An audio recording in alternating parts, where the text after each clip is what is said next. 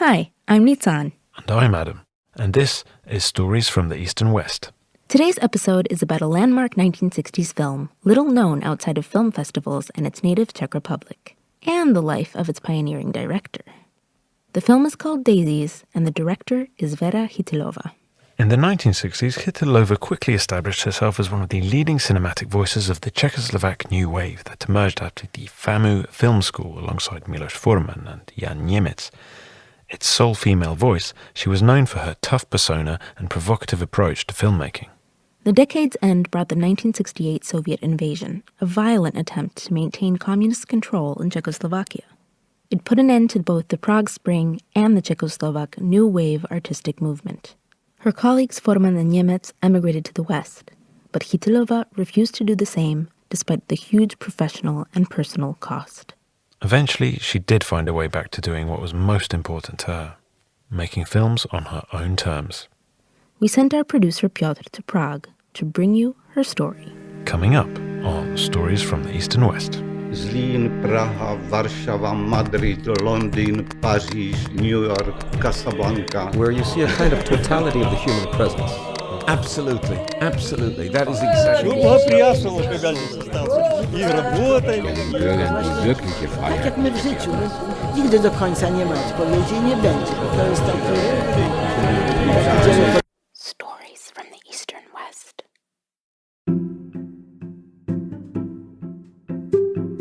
Tohle je na dlouhej několika hodinových rozhovor související i s... This could end up being a many-hour-long interview about the history of this country. There was such a release of culture in the 1960s, and no one knew what was going to happen. My parents didn't know either. This is Tereza Kučerová, visual artist and set designer. Piotr met with her at the modernist villa in Prague's leafy Troja district, built by her parents, Vera Chytilová, and cinematographer Jaroslav Kučera. Nikdo nevěděl, že jo, co se stane, takže i naši... This house was built with the money they won at film festivals back then. Že vyhrávali s filmama na festivalech. Když jste dítě...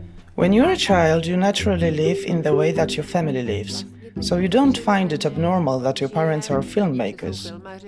Their work is just part of their lives. Vera Chytilová was born in Ostrava in the Moravian region of Czechoslovakia in 1929. After high school, she began studying to become an architect, but she quit after a year to move to the capital. Začala pracovat, myslím, že jako laborantka. And she started to work as a laboratory assistant. She didn't have much money, so she started to earn some extra money as a model. Modelka nebo manekínka. A model scout approached her on the street. Then, by chance, Chytilová landed a small role in the period film The Emperor's Baker as a lady of the court. And it's funny that this film, always on Christmas time or on some celebration, is we can see it on TV, so we are watching her. Vlastně zažila. As she always said, that was when she realized that this is what she wanted to do. But she didn't know how to get into this business. She managed to get a job as a clapper at the state-run Barrandov Studios, the place where most films in Czechoslovakia were produced. Ale postupem času zjistila, že vlastně... Over time, she found that this way it would take an awfully long time before she could make her own movies. So, she mustered up the courage to try to enroll at film school. Ale myslím si, že někdo to tam musel trošku... She had a friend who encouraged her. He told her, go to film school, don't be afraid of it, try it. Potom, když se teda dostala na FAMU... Then, when she got to FAMU, at the film directing department, she told us that she felt somewhat old. She was 27 and the other students were around 20. Plus, she was the only girl among many boys. Holka mezi klukama. She was accepted because Otakar Vávra, the director, sought a more mature student. That was Dr. Jindřiška Blachová from the Film Studies Department at Charles University in Prague. She established herself in her first phase, creating these sociological films, these kind of pseudo-documentaries. You have already ideas or topics that start to emerge, the meaning of life or the meaningless of life. The directors of the Czechoslovak New Wave were inspired by French cinema verite and independent American directors like John Cassavetes.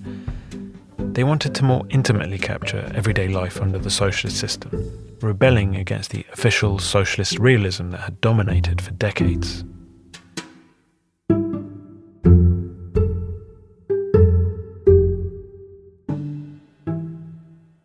I would say that her breakthrough film was her short graduation film, The Ceiling, from 1962. This is Professor Jan Bernard. He was the dean of FAMU, officially the Film and TV School of the Academy of Performing Arts in Prague, quite the mouthful, when Chytilová taught there decades later in the 1990s. It was actually largely autobiographical, referencing her career as a model, and it very evocatively captured the atmosphere of nighttime Prague, of the bars and the clubs, and also the streets and squares. And it was actually quite unique in how she used subtitles as graphics. But it was Chytilová's 1966 film Daisies that would put her at the forefront of the Czechoslovak New Wave. The film was both provocative and visually experimental, and completely different than anything that had come before it. Daisies are still considered one of the iconic films of modernist cinema of the 20th century. That was Dr. Michal Beregant, director of the National Film Archive and former dean of the film school. And when the film screened a few years ago somewhere in the US, there were people in the audience dressed like daisies. It's something that has to be experienced on the big screen.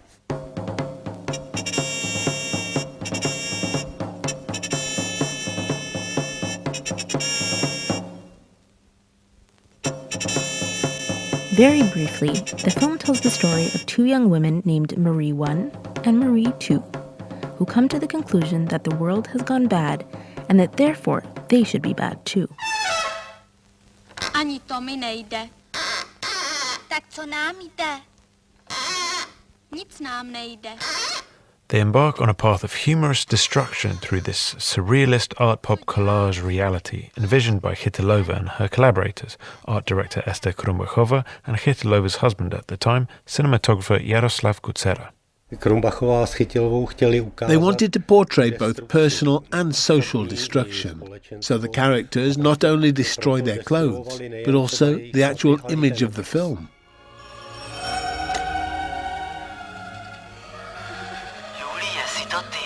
Ano, já. Julie pořád na tebe myslí.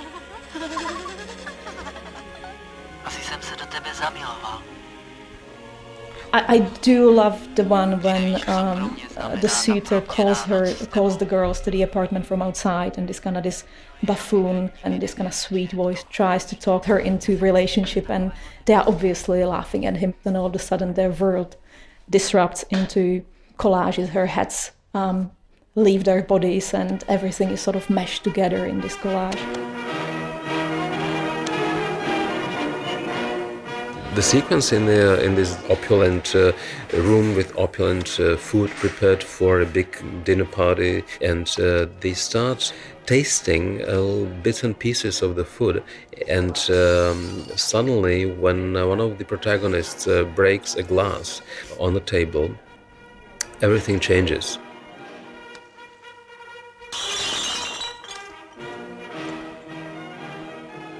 And it immediately switches into a fight with cream cakes, and they start drastically destroying the food and destroy everything, including the furniture.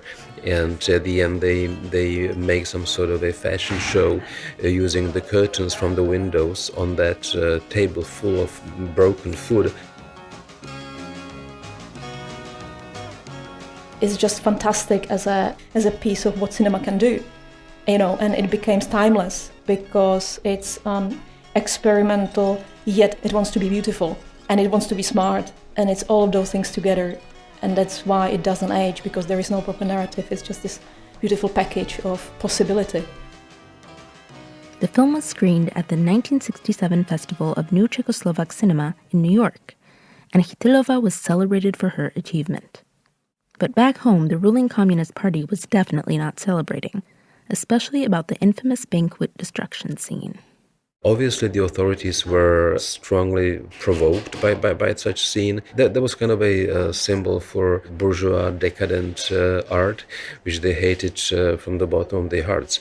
There was a member of parliament who officially protested not only against Daisies, but also against other films by Jan Němec, Miloš Forman and others, claiming that those films are against the needs of working class people. Diváci neměli moc příležitosti ho vidět. Audiences had few opportunities to watch this movie because it was mostly forbidden. Ve speciálních kinech, ve filmových klubech. The film was only allowed to be played in special cinemas, in the movie clubs, but not in Prague. People had to travel to Brno and Pilsen, for instance, to watch it. The film could not go into normal distribution until after the political changes in the spring of 1968. In early 1968, it really did seem as if change was in the air in the Czechoslovak Socialist Republic. What is known as the Prague Spring was a wave of liberalization in which the new president Alexander Dubček promised to introduce socialism with a human face. The ruling party's tight grip on culture and society was relaxed, and previously banned films could suddenly be shown openly. But, as you might have guessed, this really didn't go down well with the Soviet leadership in Moscow, and very soon this human face was being trampled by thousands of Soviet boots.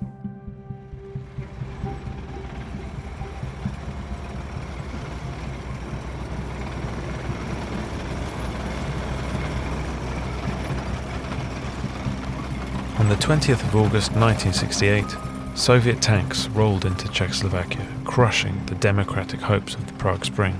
Teresa Kučerová still has vivid memories of the invasion.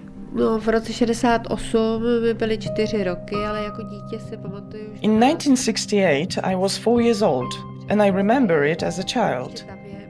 My brother was born in July of that year, so he was a little baby when the Soviets came. Tanky, že nikdo nevěděl, co bude dál. We were told that the tanks are here and nobody knows what's going to happen. Mom said that people were afraid they would be taken and relocated somewhere in Russia.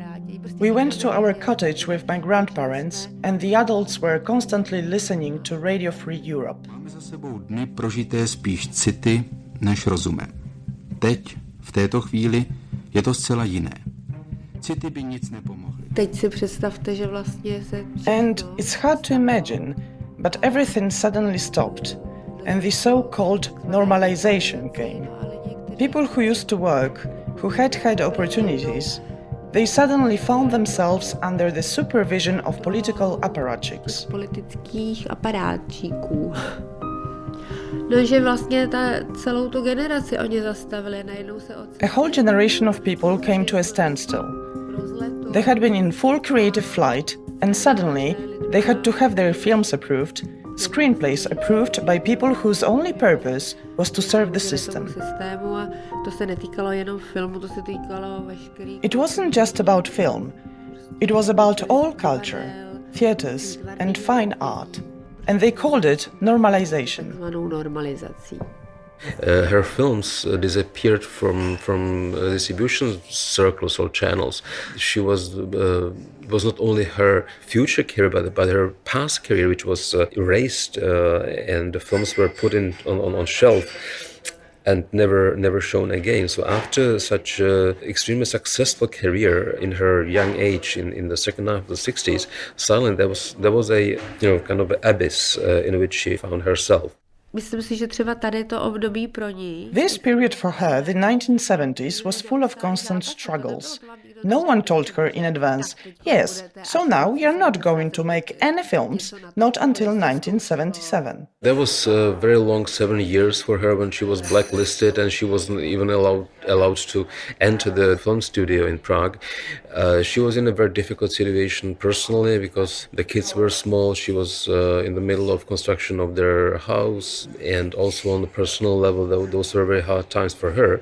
But she stayed here. She decided not to leave Czechoslovakia because she felt her roots were here in this culture, and she was very, very stubborn. She's the only one who didn't do a compromise. That was scriptwriter and filmmaker Jakub Feltzman, who studied under Vera Chytilová at FAMU in the early 2010s. other filmmakers, they had to make at least one film that is like for the party, like complete collaboration. She never did this. She's the only one. The others, they emigrated or stopped working. It must have hurt her, but it's at the same time, I think her children and grandchildren and people around and students like us, we are grateful for, because we have it's a role model. She's a moral figure, for us. Instead of shooting something in 1973 like Menzel did, she didn't shoot her next film in 1976 when power changed within the film industry, and she was basically allowed through the back door, through Krátký film, short film production unit, to make a movie. In 1976, Chytilová returned to filmmaking with The Apple Game, a comedy about a womanizing gynecologist whose girlfriends finally turn on him. You can see again a change.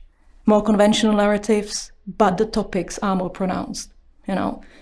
Gender equality, chauvinism, meaning of life, morals, immorality of Czechoslovak society, corrupted system, laziness of thinking, destruction. In 1983, she once again collaborated with her friend Esther Krumbachová, with whom she had made Daisies and Fruit of Paradise. Tereza Kučerová, who was 19 at the time, remembers the two women working together on the script for what would become The Very Late Afternoon of a Faun, a comedy about a man who becomes a playboy in his old age. It was over the summer and they were working upstairs. You could hear volleys of laughter. They laughed awfully hard at it. And because I was there when they were writing the script, they came up with the idea that I should do the costumes. And my mom said, I know how I want this guy called Faun to look. He's really old, and he will wear this kind of suit. Tereza would go on to have a successful career as a costume designer and visual artist, but at the time she only had just started art college. Sometimes it happens that when you are young, you don't really know what you are getting yourself into, but you have a kind of audacity or desire to try it, so I went for it.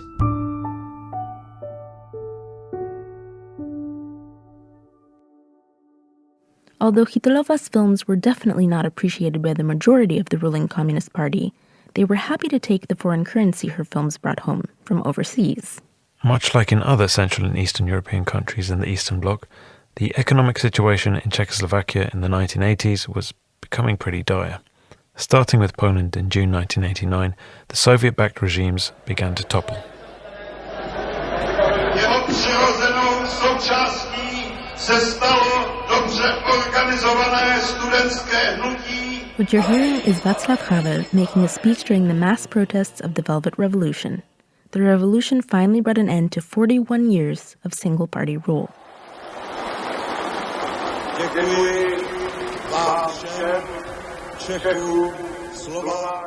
A dissident playwright and national hero, Havel became the first president of the newly democratic Czechoslovakia, though the Czechs and Slovaks soon amicably split into two separate countries. But in the meantime, it seemed that the promise of the Prague Spring, some 20 years earlier, had finally been fulfilled. The revolution in 1989 was a huge turning point for all of us. Mom told us at the time, "This is great, you have your whole lives ahead of you." And now, finally, it would be possible for everyone to work freely and film whatever they want. But on the other hand, the 1990s were a bit wild in our country. There was the whole privatization process. It was a total economic transformation. Vera Chytilová, of course, wanted the state film production system to be maintained, because she felt that she could best realize her projects with state money. She didn't think she could get money from a privatized system for the kind of experimental films she made. She was super critical during the time of privatization of Barrandov film studios in Prague and privatization of the whole Czechoslovak film industry right in 1991. She was one of those who was used to make films within the state monopolized film industry, so that was very demanding for her to find her own way in the new conditions. However, she managed, but she was not fighting only for herself. She really had the whole film culture, film tradition, and also the kind of future energy of the film industry in Czechoslovakia or the Czech Republic in her mind. That said, she was the first to adapt to the commercial system, and she made the film The Inheritance, based on a screenplay by Boleslav Polivka. But it was not an experimental movie, which was what most people expected her to make, but a standard comedy. This led to great disappointment, and all the critics reacted very negatively, although the film had a great response from audiences. I think her post-89 films are just undervalued, in a sense of they are constantly measured against these gems of experimental cinema like Daisies and The Fruit of Paradise. To be honest, I think Inheritance is my most favorite movie she ever made. I think it's absolutely fantastic. It was criticized horrendously. Everybody expected some great moral comments from Chytilová, and all of a sudden she made a comedy. She made a comedy about a guy who inherits money and goes, lives lavishly in the village and is a total village idiot and loses the money. And then he gains the money again. Na zdraví! Ať sloužím! Já už nemusím nikomu poslouvat. Co za zrapluješ, bohušu? But when we look at the film today, 25 years after the production, it's fascinating how she was able to really touch upon the most sensitive issues in the society. And in the genre of comedy, she was able to offer a testimony about the transformation of the Czech society.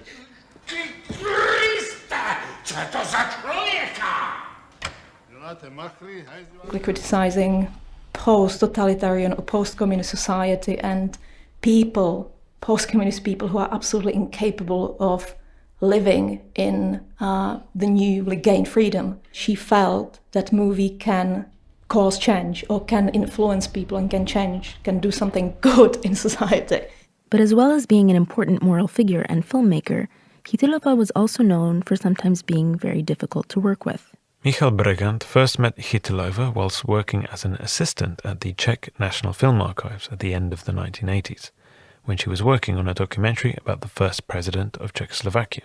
Chytilová at that time, she was legendary for being, as everybody would say, hysterical. I have to say it's not true by any means. She was just demanding. She wanted everyone to be inventive, to be creative. Prostě byla, jak to řekla, nebyla schopná. How can I describe it? She was so absorbed in the work that other things did not exist for her. And she demanded the same from others.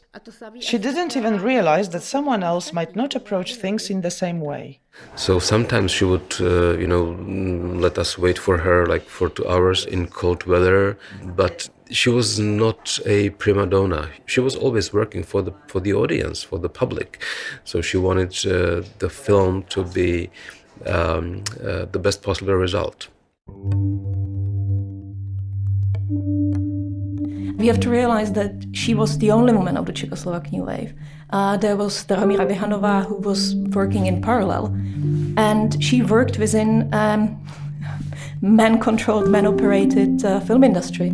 So maybe her, role of rebellious, harsh, tough woman, provocateur, also stemmed from this necessity to actually survive something that was pretty tough as an environment. Chytilová continued making thought-provoking films into her late 70s. She died in March 2014 at the age of 85, but not before leaving her mark on a new generation of young filmmakers at FAMU, her old school. At the beginning, when she started teaching for FAMU, she was considered very, very tough professor, and she was always very straightforward. So she was able to tell all kinds of uncomfortable truths and ideas to her students. But later on, she was more and more a loving grandmother, not only in her family but also to her students. So there was an interesting kind of change in the last years of her life.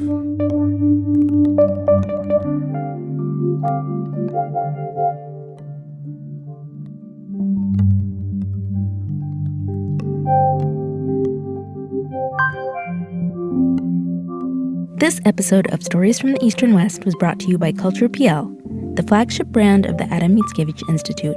It was hosted by Adam Zulawski and me, Nitzan Reisner. It was reported and written by Peter Wolodzko and edited and scored by Wojciech Oleksiak. Piotr would like to thank Teresa Kucherowa and Aniczka Hanakova, Professor Jan Bernard, Dr. Jędrzejska Blachowa, Dr. Michal Bregant and Jakub Felsman for taking the time to talk to him. He'd also like to thank me for trying to repeat that line with all their names over 30 times.